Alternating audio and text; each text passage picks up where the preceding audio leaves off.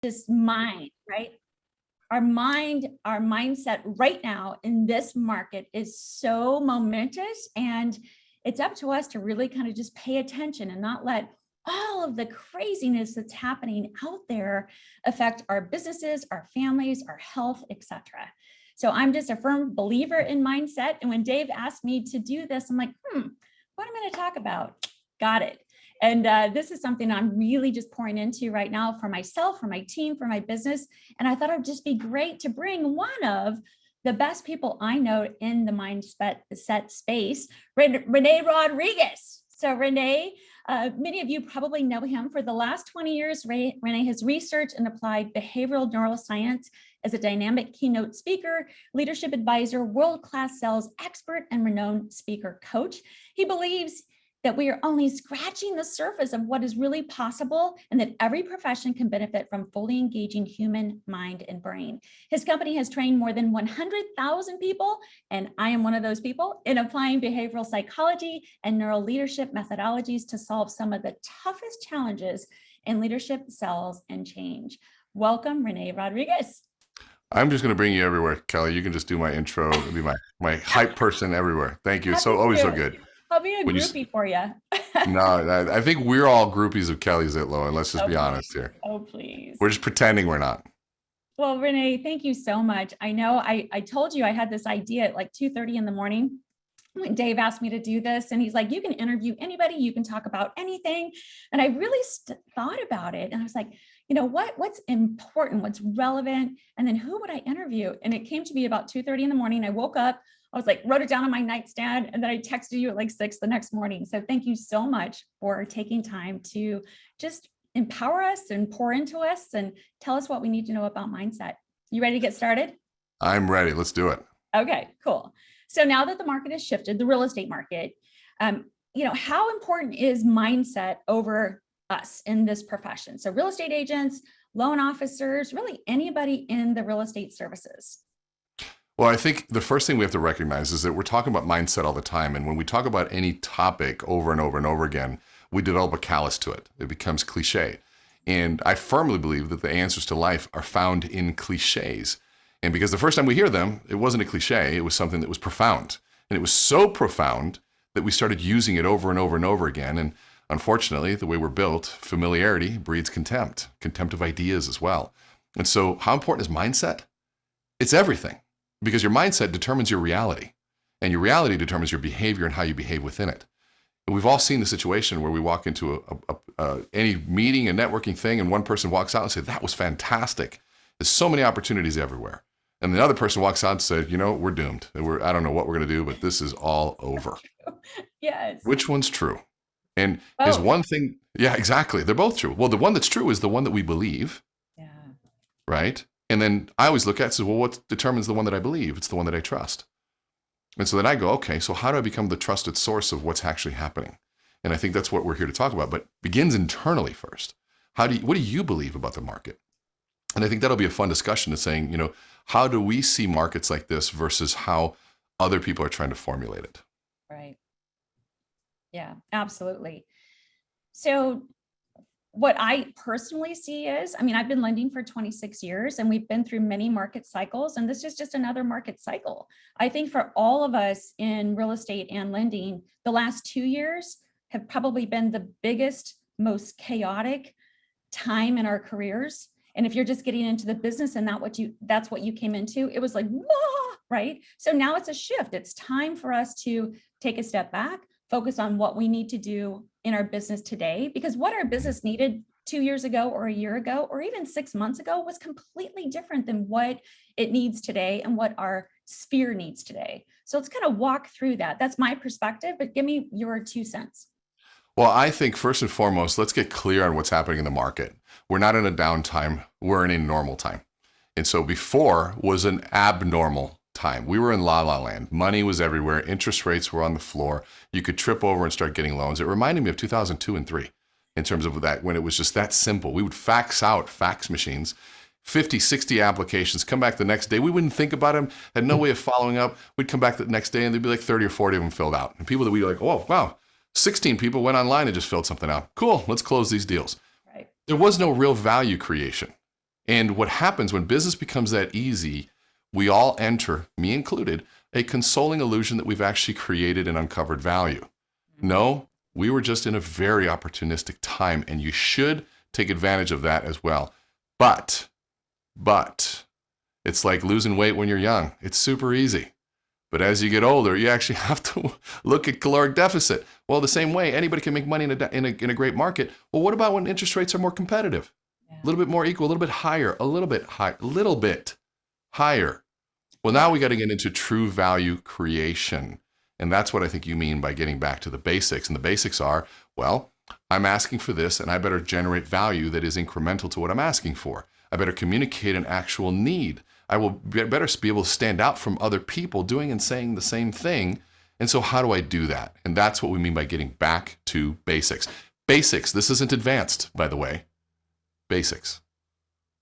Absolutely. So walk us through that. Tell me about communicating to our spheres and that true value part of that process. When we think about basics, this is what you're saying. So what should we be doing right now? So the first and foremost, can we get a little nerdy for a minute too, and just understand what? Okay, perfect. We need the mortgage nerd on here too, right? If I have my glasses, let's see. Can I do the representing Denise here? Okay, so let's talk about what the actual basics are. So when we're talking about what's happening in the market, we have to understand how we interpret it. Mm-hmm. And for us to do that, going back, and some of you watching this may have seen me talk about it, but I don't think this is a topic that we can talk about enough. And it's called the narrative gap. And so we have to understand how we process information and what's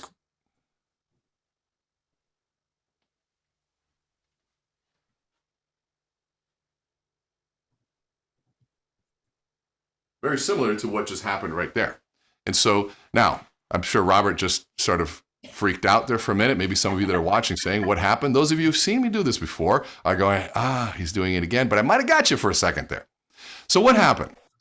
I was talking and all of a sudden something caught my attention and I go off screen. But what I want you to pay attention to is, what did your brain start doing? I'm going to make sure I'm keeping an eye on these chats here. What did your brain start doing? What happened? Where did you go? Now, Kelly, you've seen me do this before, or did you forget, or did you remember? No, I remembered. I'm like, just be patient. Let's give him a few seconds. And I'm sure that he's got a plan. That's where my brain went. Now, good. I'm sure that he's got a plan. See, I've known Kelly. She's known me long enough to know that Rene is always up to something. And so that means that her past experience came in and filled the narrative gap, thank God, through my benefit. Now, if you're watching this, and I don't think we can see the chat, but if you can chat, start putting in the comments what you felt happened. And for the countless other times I've done this, I feel I was confused, I was upset, I was concerned. Some people say I felt abandoned. I felt like it was unprofessional. I felt like I didn't matter to you. I felt all of these things.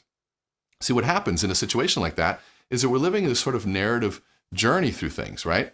And what happens is when we reach this gap, our brain does not deal in this gap at all.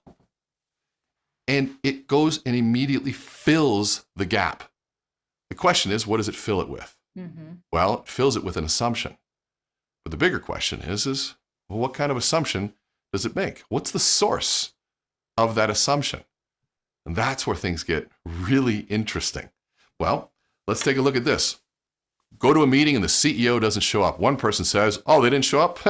Probably out getting another yacht. I don't know how many yachts they need. Well, that's definitely one way to fill the gap.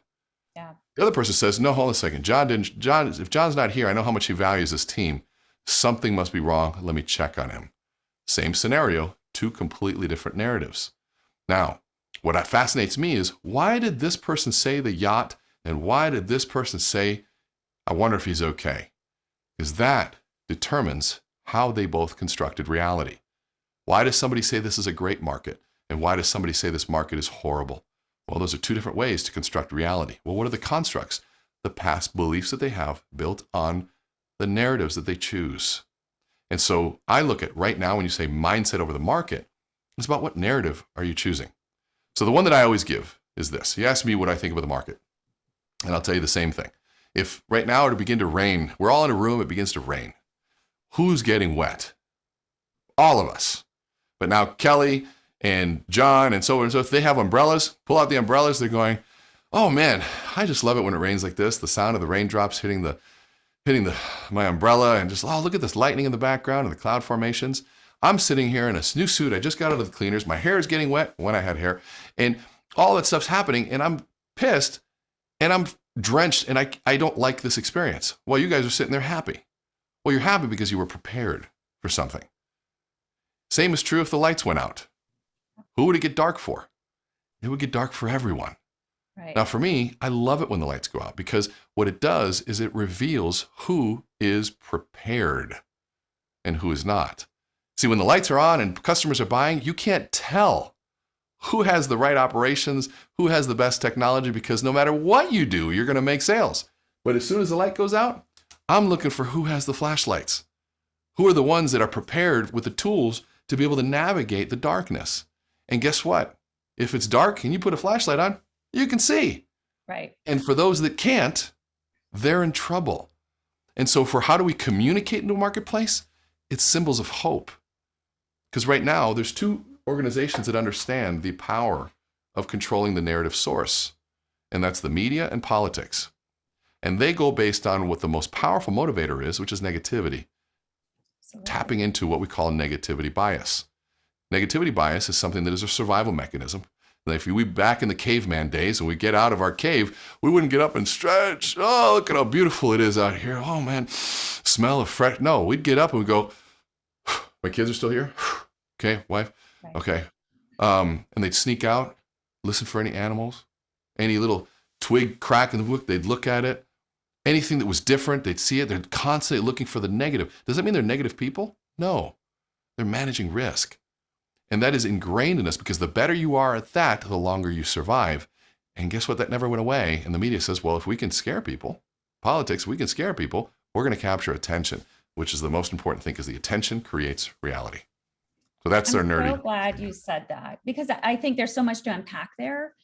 And first and foremost, when I'm talking with real estate agents, when I'm talking with friends, family, and our clients, there is so much fear out there and people are looking. So what you're saying is they're filling in this narrative gap with all that they're hearing, which is the fear coming through anytime you turn on anything, any device right now, right? Yep. The sky is falling. I mean, I saw a stat on foreclosures. Foreclosures are up by, I don't know, 200%. I'm like, well, if we had one last year and we have two this year, there you go, right? I mean, like exactly. It's chunking this stuff down and really being the voice. And so I think two things personally. I think one, we got to get straight with the narrative that we're telling ourselves. So let's start there. What do we do? What are the tactics that we can do as individuals and people every day that we can set up ourselves for success to make sure that that narrative is what our community needs from us? I think the most important right now is who do you surround yourself with? Who do you spend your time with? Are you in communities like this where you're hearing real information from people that are really doing things? Or do you surround yourself with people that are in the media and follow the news in the media and politics? And so this isn't a thing against media. Media, well, I'm not mad at the media. They're not a public service organization. They're in it to drive revenue. Right. I'm mad at us because we create the media. We create the media by feeding it our attention. You want to change the media? Starve it of attention and they'll follow you. We're the ones in control. We are the media now. And with social media, I can put things out. So what am I reading?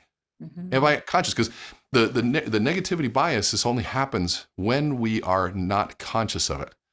So by becoming self-aware, we realize saying, okay, hold on a second. I typically will gravitate towards negativity.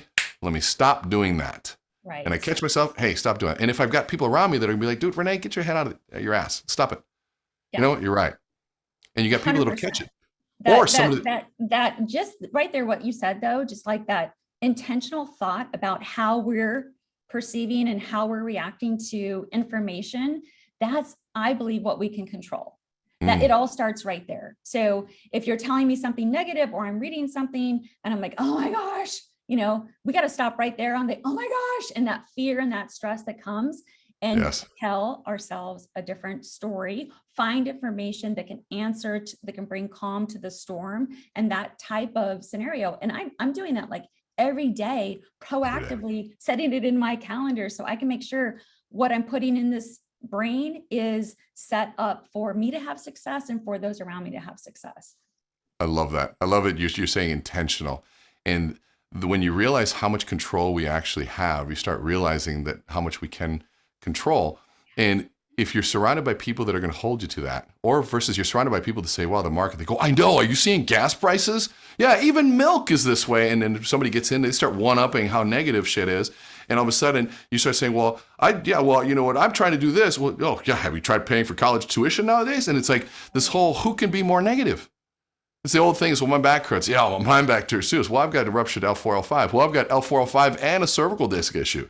Oh yeah, well, I've got sciatic nerve pain. Well, what the hell kind of conversation is this? Well, it's part of human nature. And to me, the first thing you do is, who are you around? And the second piece is, stop waiting for someone else to come and save you. Stop waiting for someone else to create the positivity. See, there's a decision made a long time ago. If it's dark where I'm at, that is a symbol that it's my job to be the light. Let that sink in. When it's dark, most of us go, man, it's so dark here. I can't believe how tough the market is. No, it's dark, the tough, then be the light. Be the one that shows the way. The cavalry doesn't come because the cavalry is already here. The cavalry is us. And if you take that a philosophical approach, mindset approach to this, is saying when it's dark, that means I shine, versus when it's dark, I hide. And for you to even know who you are, you got to look in the mirror. Are you even willing to do that? I tell you, looking in the mirror sucks, because not always do we like what we see, but at least if we see it, we can change it. Oh my gosh, I love that. It's my job to be the light. I think just say that to ourselves in the morning. So tactic number one, watch what you're thinking and being intentional with who you're listening to, what you're reading, and what you're pouring into your brain. And two, just say that affirmation every morning. It's my job to be the light today. Yeah, and define light as opportunities and positive outcome. Here's what's going on. That doesn't mean that you don't prepare, by the way. Yeah. Sometimes being the light is, hey, this is a great time to cut some of your expenses. Yep. You know, this is a good time. This is called being smart. This isn't about being alarmist. Right. And guess what? And it would have been a good time to cut expenses when it was good, but it's just not in human nature. Parkinson's law says that we'll sort of expand our expenses to the money that we have, and we'll contract and we'll survive.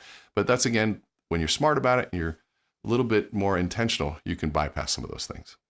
Being tactical, right? We have to be tactical no matter what's taking place in the market. So, 2 years ago, when the Fed drops the Fed funds rate and interest rates start to really just plummet, and it's nuts and it's crazy. We had to be tactical at that time because we in the mortgage industry had never experienced anything quite like that. So we had to figure out a plan. Today's no different, right?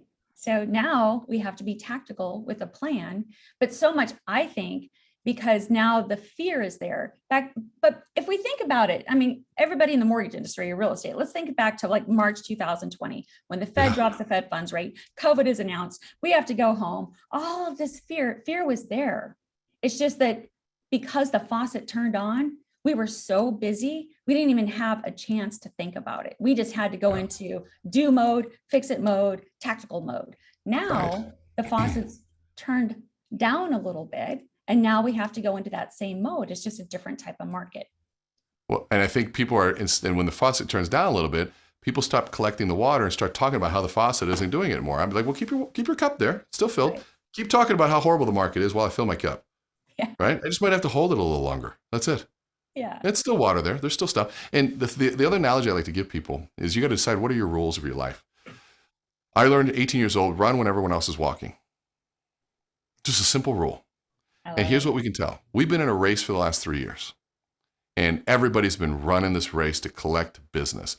I'm running as fast as I can, and I see my competitors to my right, my competitors to my left, some a little bit better than me, some a little bit behind me.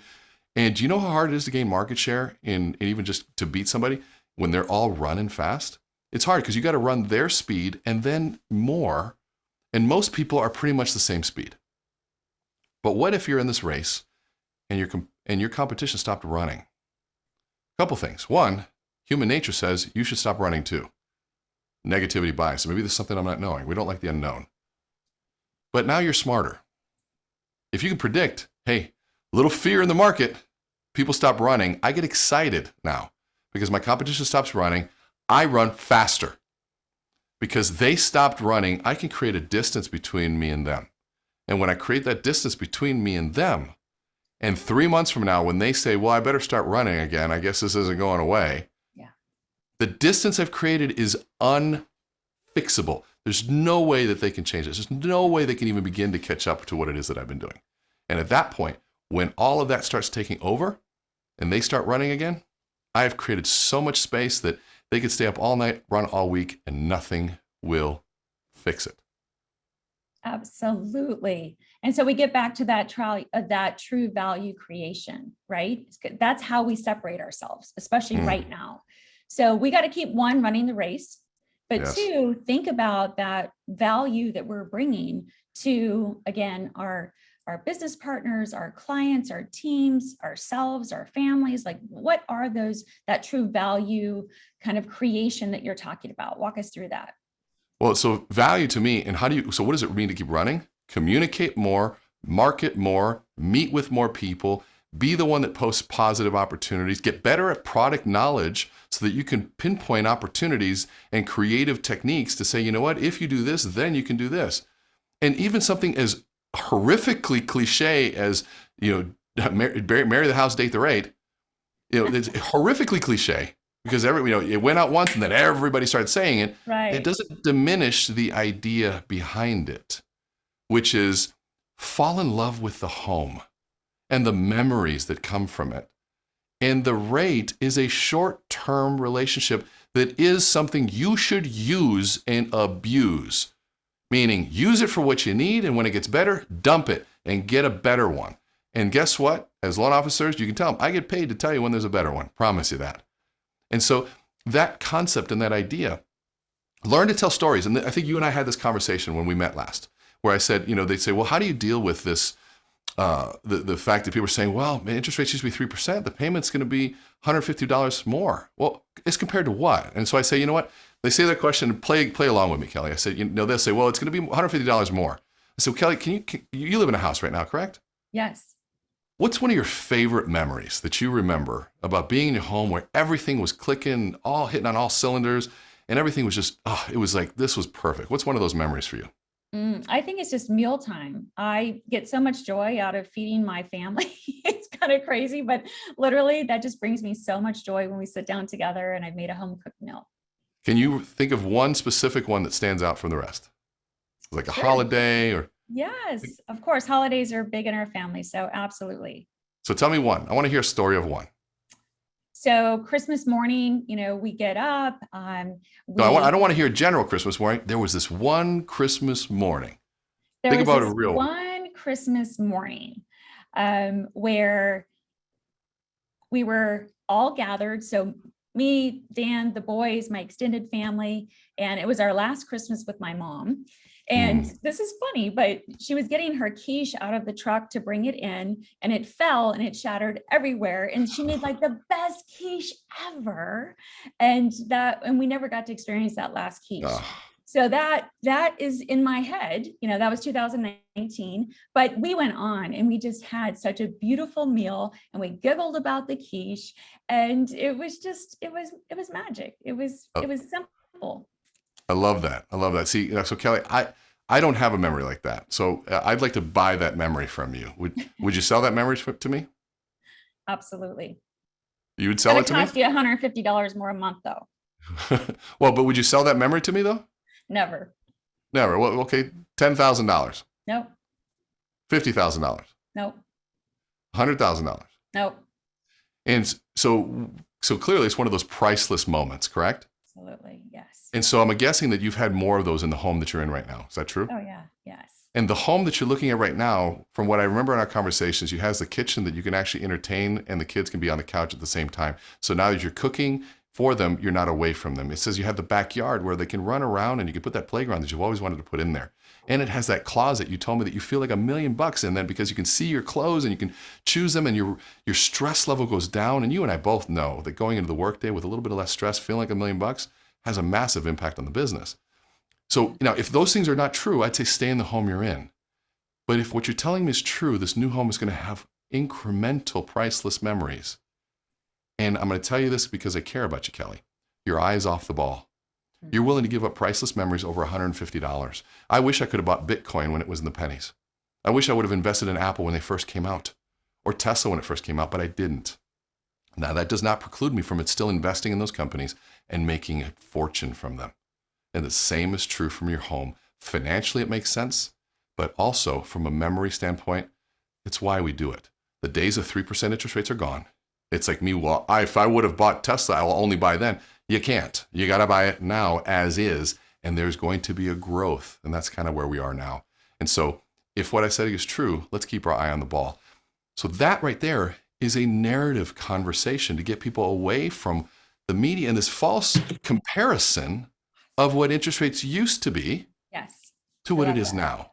Yes. We have to control the And I think real estate agents and lenders can both do that. You know, I think that if you're a lender on this call, share that right there, that soundbite with your real estate partners, and then share that with your team, because again, getting into that next level, when we just don't talk rate, right? We just don't talk rate and strategy. We have to know what's in their head and their heart, what that most important thing is. And just by asking really great questions, it leads us to being able to have deeper conversations. Absolutely. I couldn't agree more. And I think the big statement there is for people to be able to say, now, if one, you have to understand why the person's looking at the home. Yes. Loan officers ask about the home. Don't just leave that to only the real estate agent. Agents should do that. And then if you know something, share it with agents, a partner on that conversation. And then get the information from the agent. Hey, what do they love about that home? Tell me about why in comparison. And now, guess what? If the agent didn't ask that question, you're asking that question, the agent might go, you know what, that's a good question. I'll find out. You've added value to the agent. But you have to be able to say, now, if those things aren't true, then don't buy the home. Stay with where you're at. Because what you're trying to do is create the value of the incremental payment. But it's only incremental based on a chosen start point of the lowest possible rate we've ever seen in history. Right. So stop. This was a fluke. So we don't do that in stocks. Oh, I wish I would have, and we don't. No, we take where it's at. We see where it's going, and then we buy the difference. And that's what we're doing here too. 100%. I love that so much. And I think there's so many different ways that you can kind of connect those dots. You know, we can't go back in time. I can't go back to when I was 25 and, be the person I was at 25. We can't go back into March 2020 and have the historic low interest rates that were caused by a pandemic and our federal government stepping in to intentionally make interest rates lower, right? So they purchased mortgage-backed securities. They did a variety of things just to keep the economy going. So we can't go back in time. 100%. No, you can't. About that. And we all know this. When the moment of purchase is very different than the time of performance. The moment of purchase, we think about interest rates, we're thinking about all those things. But the time when we get there, we forget the interest rate. Yeah. We're just remembering the memories and the experiences and the feelings we have now.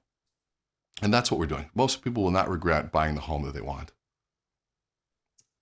I love that. So let's get into framing. I'm a big Amplify geek. I love it. I love going. I love the way I feel. I love my mindset when I come out of Amplify. And you talk about kind of three components. You talk about how we frame messages, and then how we deliver the message, and then we talk about the tie down. Can you kind of just walk us through how we should be framing this type of market?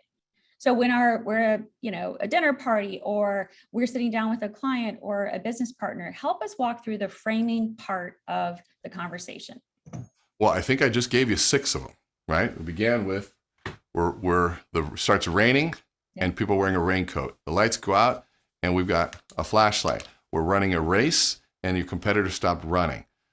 So the memory versus the priceless memories, those are all framing techniques. Cool. To get people to reframe a current situation. And so framing is the frame of reference that helps you construct the reality in front of you.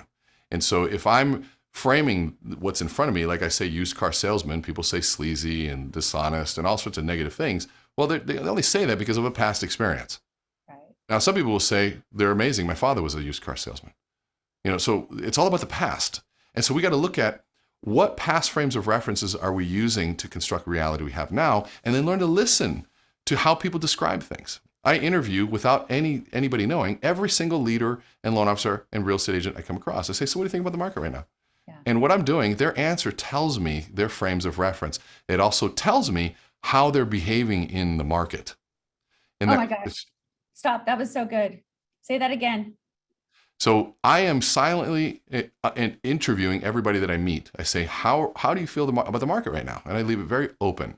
to what's going on. And their answer tells me everything that I need to know about how they're behaving into the market. If they give me a response, it's like, oh, man, this is a tough time. And I've never seen anything like this. I already know that their activities follow that same sentiment. And more importantly, now their loan officers are speaking the same way. And they're framing things just by tone of voice and energy level. And so who wants to buy into, well, would you like to buy the stock? Well, yeah, it's been a rough road for us as a company. And we're just trying to make it through right now. Would you like to buy and invest in us? Hell no. Right. But that's the opportunity right there, though. That's the opportunity for change. That's the opportunity for us to be the light. That's the opportunity for us to create tactical actions and help them through that moment. Like that is it right there. And 100%. That's what I think, that we have to be intentional with that decision and that choice. We all 100%. have it right now in this industry. Every single one of us have it. It's just, how are we responding to that question? One, and two, when we're talking with people and that's their response, how do we lead them through that?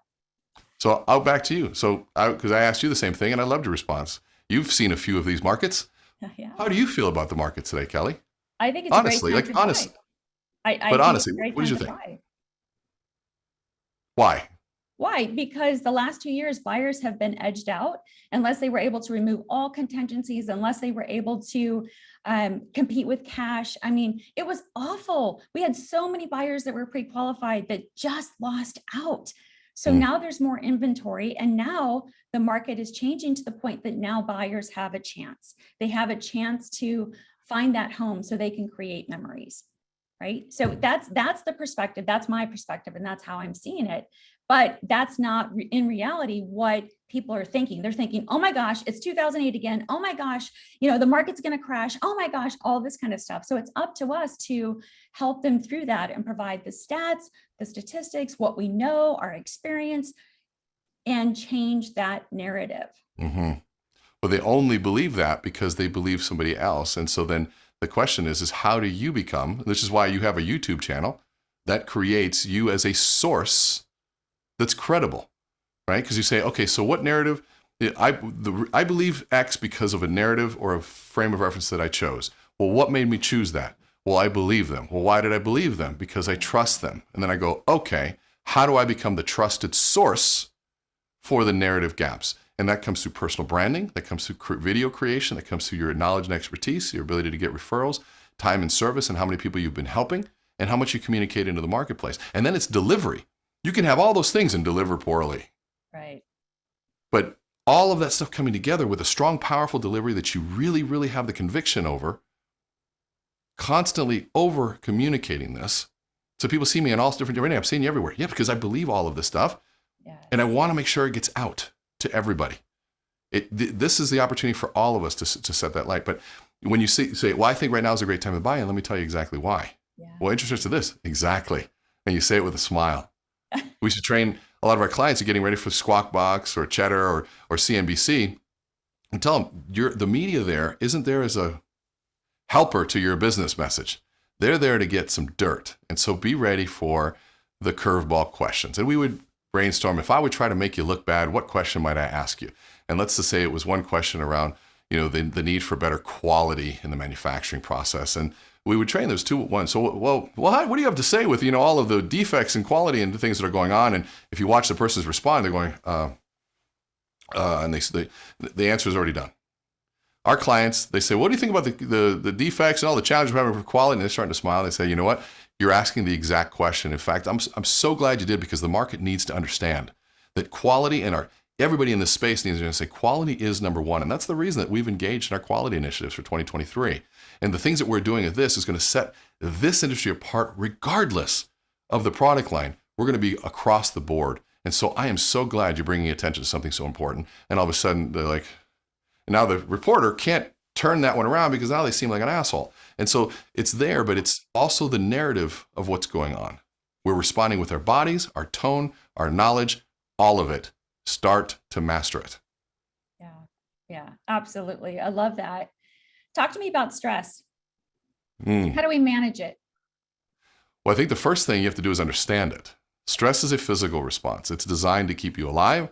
It's also designed to capture your attention. If you're going up and playing baseball and you have no stress going up to bat, you're not going to be as strong. You're not going to be as focused. Everything's not going to function on all cylinders. A little bit of cortisol to get you focused and attentive and to see things is a good thing. Now, just like anything, too much of something has a diminishing return. And that's where your muscles begin to constrict, your muscles begin to tighten, your blood vessels constrict, and you begin to get higher blood pressure, and you can't focus. So being able to understand that that is a physical process, which means it needs a physical solution. And so what ends up happening is that we feel these physical things, and then we start putting thought narratives to them. Right. I'm stressed. This is not going to work out. Oh my God. Well, sometimes you're just hunched over and you stopped breathing. So the number one tool, and what I say the secret weapon of every top performer, is breathing. And unfortunately, breathing is the punchline of the underperformer.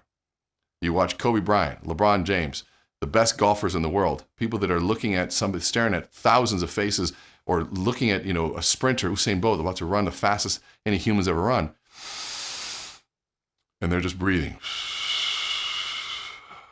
And there's several different breaths that I can show you in a second here, but breathing is that secret weapon so that their body can function, so their brain connects to their body and they can deliver what it is that they know. Navy SEALs are the elite of the elite under the highest stress possible, which is life and death. Right. And they say that breathing is their superpower because they can be in the middle of battle and just breathing. And everybody else is in chaos while they're relaxed, and they say slow is steady and steady is fast. Now, the brain doesn't know if you're being shot at or if you're facing 3,000 eyeballs willing to judge you in front of a room. It's the same physical response. Same as if you're approaching a prospect or making a cold call. It's the same physical response. So learning how to breathe, learning that posture can make things, and when you're sad and you're set, your body will follow. You can also change how you feel by changing how you stand. The simplest breathing technique, the one you hear a lot about, is box breathing. That would be a pretty advanced technique. I like dimorphic breathing, which would be a very strong breath through the nose. Hold it for a count of 1, 2, and then 8 seconds out.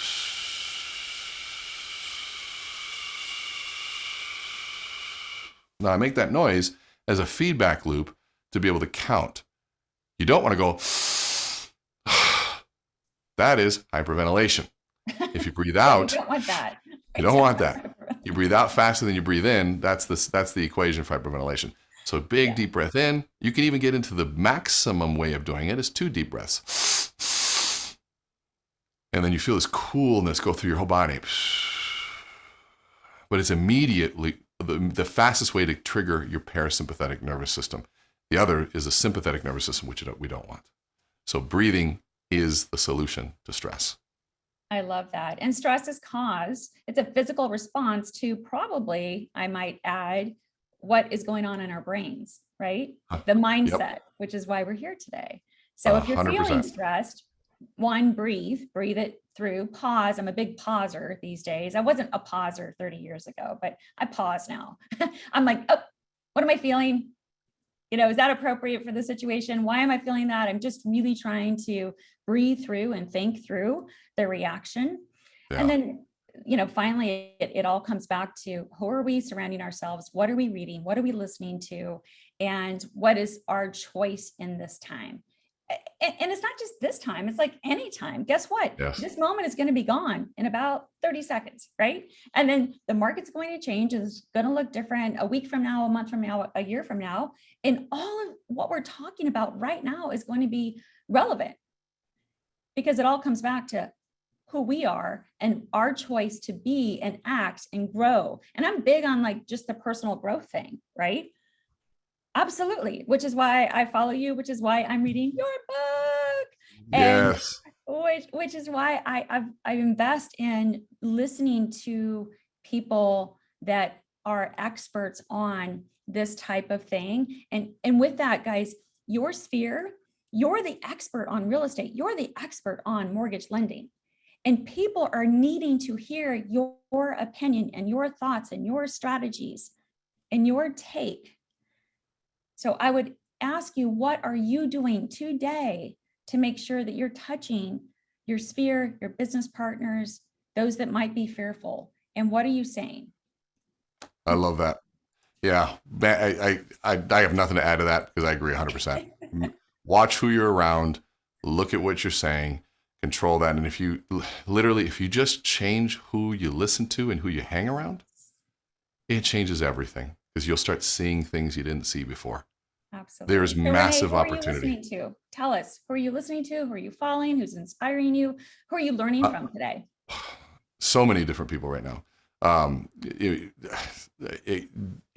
Andrew Huberman, Jordan Peterson, you, Dave Savage, there's anything that helps me see things in a little different light. Yeah. I'm learning. I send things to Alec Hansen and Brian Covey, two of the most positive people that I know, and saying, hey, this person said this. What do you think? What's going on? And listen to people that are giving me information that I can act upon and giving me new knowledge. And those that are there's a whole group of people out there that are super alarmist. And my first question is, okay, what do they have to gain from this? It's always the first question, because I don't care who's been in president. I don't care what the interest rates has been. I don't care. Not any of that stuff matters. I've always been able to find opportunity to serve. And if you can find opportunities to serve and find opportunities to create value, you'll always be employed. And that's the piece I think we need to handle. If you can find ways to serve and add value, you'll always be employed. I love that. You're on point for sure. You probably know this about me, but I'm a big word person. Like, I'm a word nerd. I love words. And I coach my team on words, on just how to deliver information. Kind of walk us through, and I know you're big on this too, kind of walk us through maybe 5 words that you hear in our industry that we say, whether it's a real estate agent or a loan officer, and 5 other words that we could say that would be better for that type of moment or phrase. How about, I know you hear it all. You hear all the dirty from us. How about you give me a word and I'll tell you the opposite?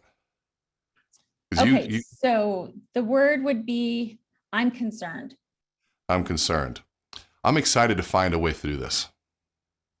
Because to me, a concern is about a puzzle. And I freaking love puzzles.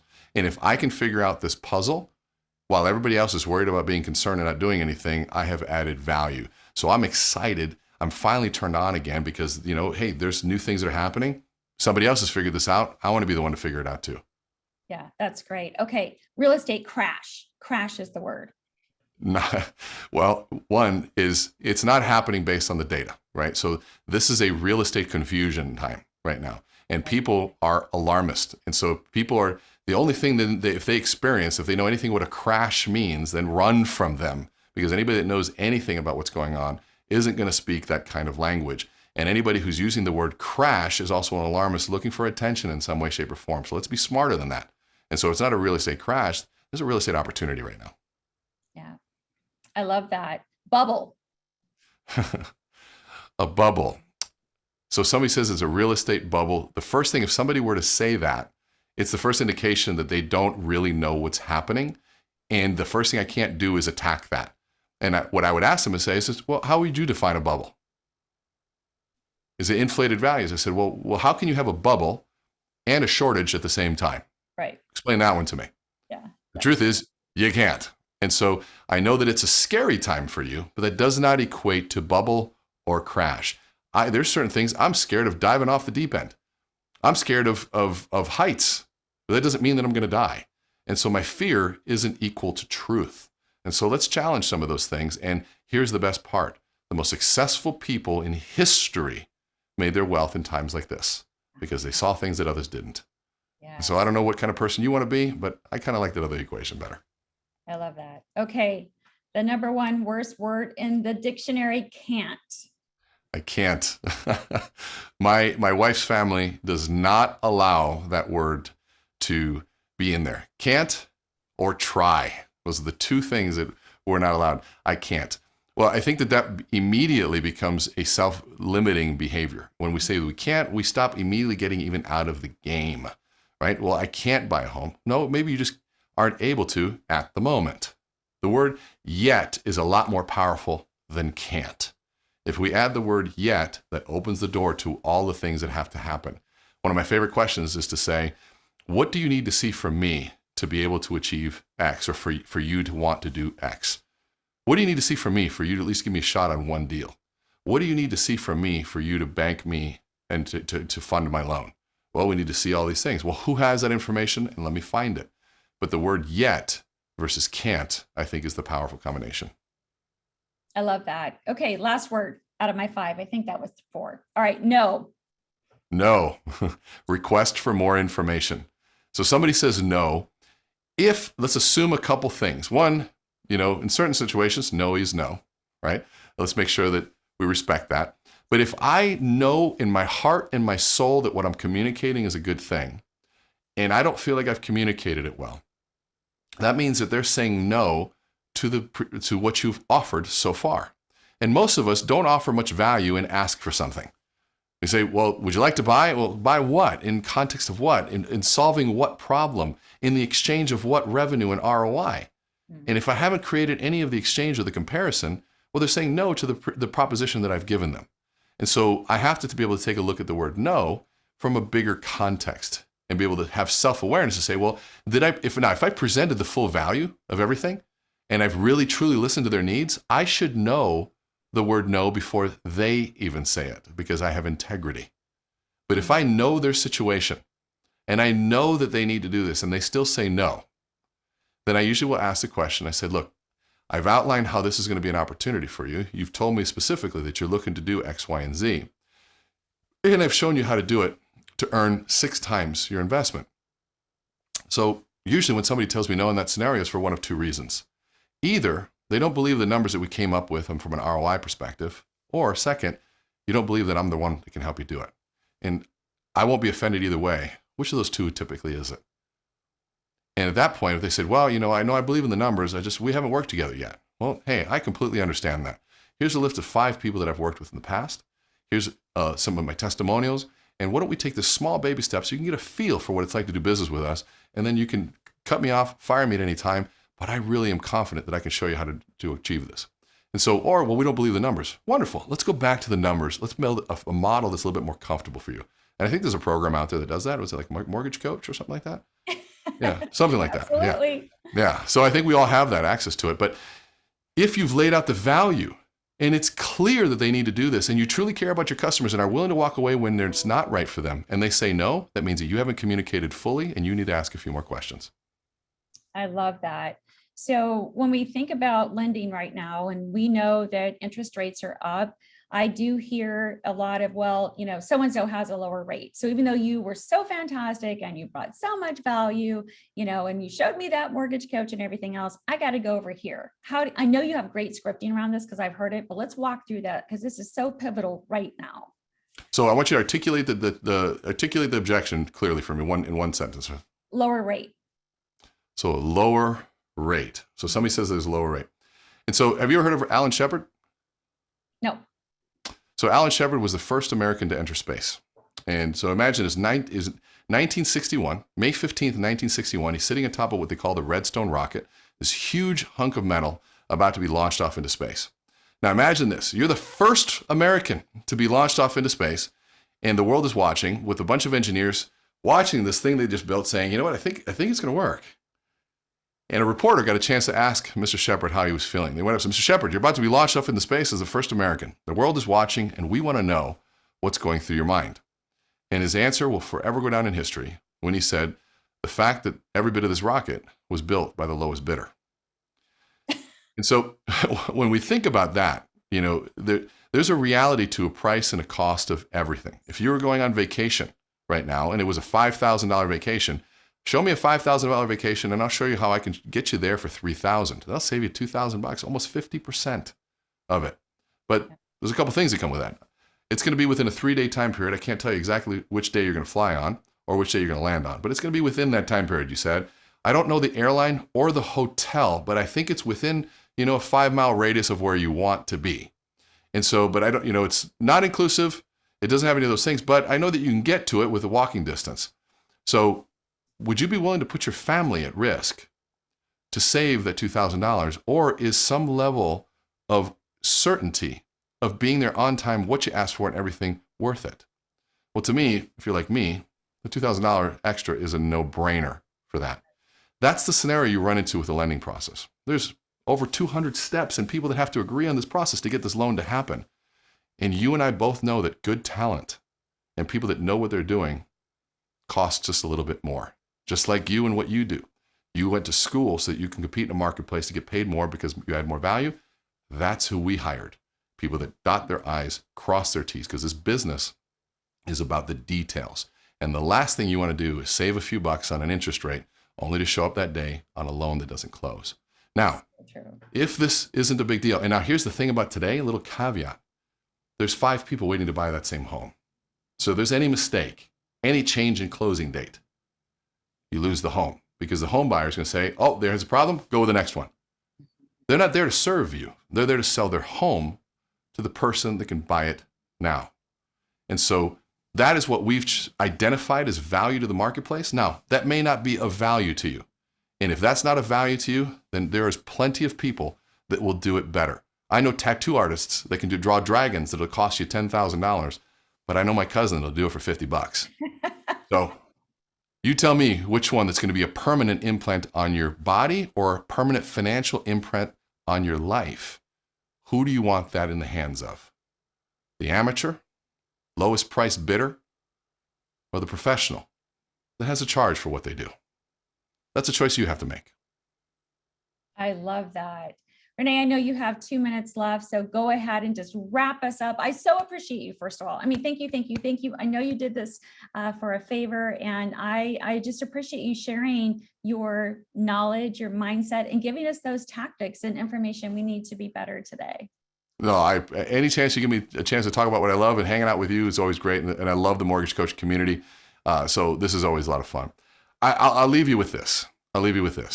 This community is full of experts, positive people that back the positivity with data and experience. Surround yourself in the group that is within this group. Take a look at who you hang out with, who you spend your time with, and manage what it is that you're thinking.